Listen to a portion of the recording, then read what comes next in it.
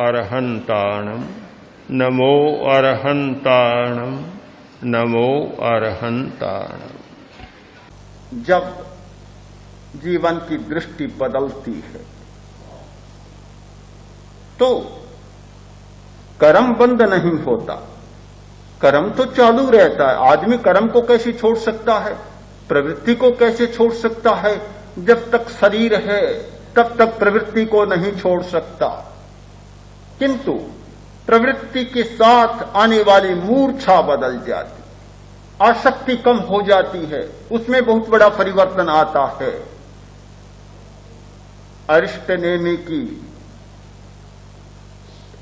स्तुति करते हुए जयाचार्य ने लिखा है, प्रभु आप प्रीति भी करते हैं पर प्रीति में राग नहीं, आप जो मिटाने का है उसे मिटाते भी हैं, समाप्त भी करते हैं, किंतु उसमें आपका कोई द्वेष नहीं है। यह राग शून्य कर्म, द्वेष शून्य कर्म, यह हमारी जीवन दृष्टि है। जब यह जीवन दृष्टि जागती है तो कर्म बच जाता है, मूर्छा समाप्त हो जाती है, जागरूकता बढ़ जाती है। ध्यान का सबसे बड़ा परिणाम होता है जागरूकता का विकास। एक दिन में कोई व्यक्ति वीतराग नहीं बन जाता, एक दिन में कोई व्यक्ति सिद्ध नहीं बन जाता, और 10 दिन में भी वीतरागता और सिद्धता प्राप्त नहीं होती, किंतु एक बात प्राप्त होती है कि जागरूकता बढ़ जाती है। दिल्ली में एक भाई आया आचार्यवर के पास, आकर बोला कि मैं जब से अनुभूति बना तब से मेरी जीवन दृष्टि बदल गई। ये तो मैं नहीं कह सकता कि मुझसे कोई गलती नहीं होती, कोई भूल नहीं होती, ये तो नहीं कह सकता, किंतु एक बात हो गई कि जब जब गलती होती है, भूल होती है, तत्काल एक प्रहरी भीतर बैठ गया और वह कहता है तुम गलती कर रहे, सावधान रहो। दृष्टि बदल गई, एक जागरूकता बढ़ गई। जब ये जागरूकता बढ़ जाती है तो दिशा ही बदल जाती, दृष्टि बदल जाती है, और मनुष्य का आचार भी और व्यवहार भी बदलने लग जाता है। हम ज्यादा गलतियां करते हैं प्रमाद के कारण, गलती को करते चले जाते हैं और पता भी नहीं चलता कि गलती कर रहे हैं। ये पता नहीं चलना सबसे बड़ी खतरनाक बात है।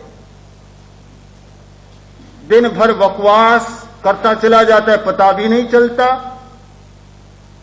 कि बकवास हो रही है, चाहे विषय हो या न हो। एक लड़के ने दूसरे लड़के से कहा, मेरी मां गजब की। क्या है गजब की बात? किसी भी विषय पर घंटों बोल सकती। दूसरा लड़का बोला, बस इतना ही तो है, मेरी मां की बात सुनो तुम, कितनी गजब की बात है कि किसी भी विषय पर नहीं, कोई विषय सामने नहीं होता, फिर भी दिन भर बोलती रहती, सारे दिन बकवास चलती है, पता ही नहीं चलता कि सामने कोई विषय है या नहीं है। कोई विषय नहीं होता, फिर भी हमारा ये चक्का कभी बंद नहीं होता। न चिंतन का चक्का कभी बंद होता है, न बोलने का चक्का कभी बंद होता है, और न कुछ करने का चक्का या शरीर की चंचलता का चक्का कभी बंद होता। दिन भर चलता रहता है, जागते चलता है, सोते भी चलता है। कितने लोग मिलेंगे तो सोते हुए समय चिंतन नहीं करते। बहुत सारे लोग तो सोते समय इतना चिंतन करते हैं, उठते हैं तब पता चलता है कि नींद क्या ली, सपनों का ही अभिनय देखा, तमाशा देखा। सारी रात सपने देखते रहे, नींद में भी चिंतन चलता रहता है, नींद में भी बड़बड़ाते रहते हैं। इतने बोलते हैं कि कोई भला आदमी पास में सो जाए तो डर और जाता है कि ये क्या तमाशा हो रहा है, बड़बड़ाता ही जा रहा है नींद में, इतनी बातें करता जा रहा है। और कुछ लोग नींद में भी इतना चलते हैं कि हॉल के इस छोर में सोते हैं और सुबह उस छोर में मिलेंगे। शरीर की चंचलता, वाणी की चंचलता और मन की चंचलता नींद में भी चलती रहती। ये चक्का कभी बंद ही नहीं होता। जब मूर्छा टूट जाती,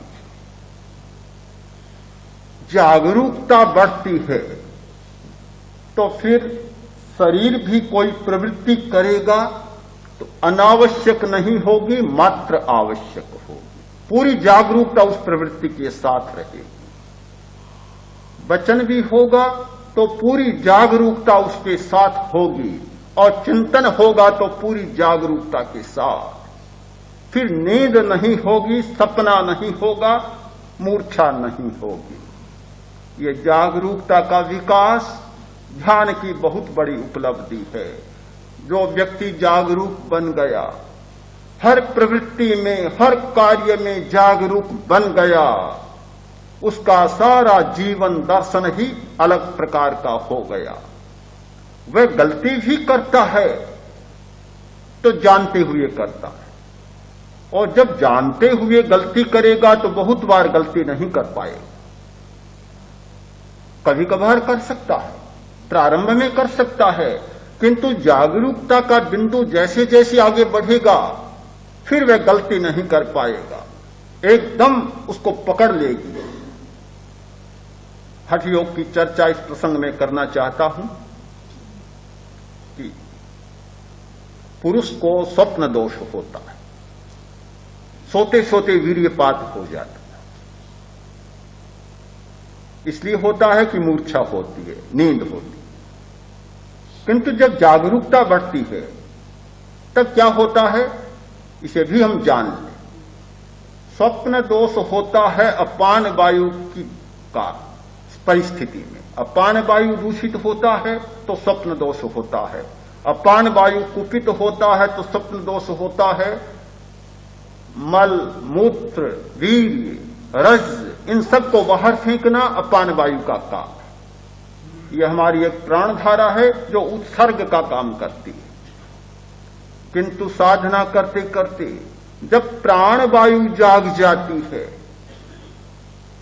आदमी नींद में सोया है, प्राण वायु सध गई, जागृत हो गई, स्वप्न में है, वीर्यपात होने की स्थिति आ रही है, तत्काल प्राणवायु उसे जगा देगी और वीर्यपात नहीं होगा। जब जागरूकता बढ़ जाती है तो फिर अनजान में होने वाली गलतियों पर भी नियंत्रण हो जाता है, अंकुश लग जाता है। साधना का अर्थ है मस्तिष्क पर नियंत्रण करना, प्राण धारा पर नियंत्रण करना, विद्युत के प्रवाह पर नियंत्रण करना, और हमारे शरीर में निरंतर परिवर्तित होने वाले हार्मोन्स या रसायनों पर नियंत्रण करना, इन पर अनुशासन करना। और जब इन पर अनुशासन होता है तो जागरूकता का पूरा पूरा विकास हो जाता है। जीवन की दृष्टि जब बदलती है तो स्वरस का अनुभव होने लग जाता है, बाहर का रस कम होता है। फिर अपनी दृष्टि, अपना चिंतन और अपना रस प्रमुख बन जाता है। जब तक यह अध्यात्म का जीवन दर्शन उपलब्ध नहीं होता तब तक हमारा रस भी बाहर में होता है, वस्तु में होता है। हम उस दिशा में चलते हैं जिसमें दूसरे सब लोग चल रहे हैं। हमारी दृष्टि भी वही होती है जो दूसरों के द्वारा हमें उपलब्ध होती है। जब अपनी दृष्टि नहीं जागती, दूसरे की दृष्टि से हम देखते हैं और चलते हैं, बहुत बड़ा खतरा होता है। दूसरे लोग तो ठगने के लिए बैठे हैं सारे, छलावा ही छलावा, प्रवंचना ही प्रवंचना, वही दृष्टियां उपलब्ध हो रही हैं। राजा प्रद्योत ने अकस्मात मगध पर हमला कर दिया, राजगृह को घेर लिया। चंड प्रद्योत की बड़ी सेना, बड़ा राज्य, मगध का छोटा राज्य बिना पूर्व सूचना के अकस्मात आक्रमण हो गया। श्रेणी घबरा गया। अब कोई उपाय नहीं जीतने का और बचने का।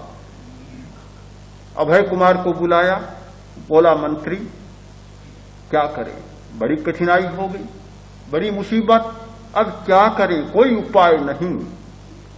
श्रेणी घबरा सकता है, क्यों कि उसके पास सत्ता का बल है, घबरा सकता है, पर जिसके पास बुद्धि और प्रज्ञा का बल होता है वह कभी विचलित नहीं होता, कभी नहीं घबराता। अभय कुमार के पास सत्ता की अपेक्षा बुद्धि और प्रज्ञा का बल बड़ा प्रखर था। जितना बुद्धिमान था उतना ही प्रज्ञावान था, जितना मंत्रित्व था उतना ही साधकत्व उस व्यक्ति में था, बड़ा धार्मिक और बड़ा साधक था। उसने कहा महाराज चिंता क्यों करते हैं, कोई चिंता की बात नहीं, सब कुछ ठीक हो जाएगा। श्रेणी कहता है तुम तो सदा ही ऐसा ही कहते हो, कैसे ठीक हो जाएगा, कोई तमाशा है क्या बच्चों का, सारा नगर गिर गया, कोई साधन सामग्री अपने पास नहीं, कोई पूर्व तैयारी नहीं, कैसे हो जाएगा, अब तो हथियार डालने के सिवाय कोई उपाय नहीं बचा। उसने कहा चिंता न करें। गया, एक पत्र लिखा और अपने गुप्तचरों के साथ, अपने दूतों के साथ प्रद्योत तक पहुंचा। पत्र में लिखा महाराज प्रद्योत आप मेरे मोसे हैं, मैं रानी चेल्लना और शिवा देवी में कोई अंतर नहीं करता, दोनों बहनें, एक मेरी मां और एक आपकी पत्नी, वह मेरी मासी है।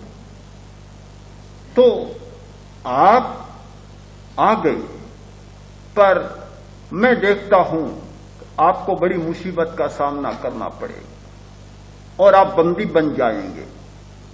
मेरा परामर्श मांगे तो जल्दी उज्जैनी लौट जाए। कारण बहुत साफ है, आपके सारे सामंतों को सम्राट श्रेणिक ने अपने वश में कर लिया, धन से खरीद लिया और वे सब तैयार हो गए कि कल आपको बंदी बनाकर श्रेणिक को सौंप देंगे। अगर मेरी बात पर आपको भरोसा न हो तो सामंतों के तंबुओं के पास आप भूमि को खुदाकर देख लें कि मगध की स्वर्ण मुद्राएं वहां दबी पड़ी हैं और उन मुद्राओं से सामंतों को सम्राट ने वश में कर लिया, छीन लिया, खरीद लिया। पत्र हाथ में पहुंचा, पढ़ा, पढ़ते ही सारा वातावरण, दृष्टि बदल गई। दृष्टि को तो बदलना था, दृष्टि बदल गई। अपने विश्वस्त सैनिकों को बुलाकर कहा जाओ तंबुओं के पास क्या है देखो। खोदा तो स्वर्ण मुद्राएं लाकर दिखाई। चंड प्रद्योत ने तो आव देखा न ताव, दौड़ा और उज्जैनी पहुंचा, सीधा उज्जैनी पहुंचा। सेना को पता चला, सामंतों को पता चला कि चंड प्रद्योत तो भाग गया। अरे क्या हुआ, किसी को पता ही नहीं हुआ क्या। अब पता चला तो सेना भी भागने लगी, सामंत भी भागने लगे, एक आदमी नहीं मरा और युद्ध समाप्त।